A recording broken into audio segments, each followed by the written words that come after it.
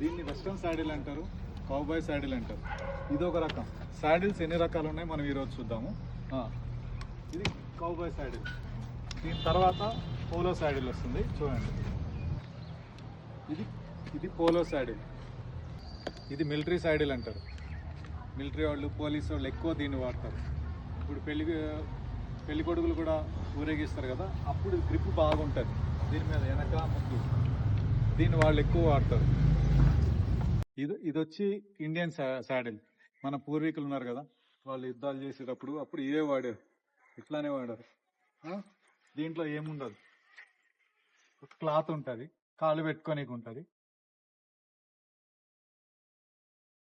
ఇది Indian saddle అని ఏముండదు ఇందులో. దీని మీద రైడింగ్ చేస్తే బాగా వస్తుంది వచ్చినట్టు. ఏం లేకుండా చేసేది బేర్ బ్యాక్ అంటారు. ఇది చేస్తే మీకు ఎట్లాంటి గుర్రానైనా మీకు కంట్రోల్ చేయడానికి వస్తుంది. ఇది చాలా తక్కువ మంది నేర్పిస్తారు అనమాట.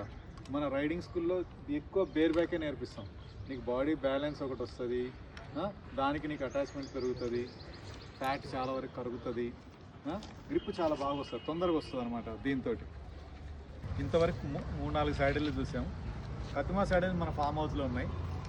వాటిని కూడా నేను ఎట్లా వాడాలి ఏందనేది నెక్స్ట్ టైం నేను చూపిస్తాను. ఇది మన గ్రౌండ్ అనమాట.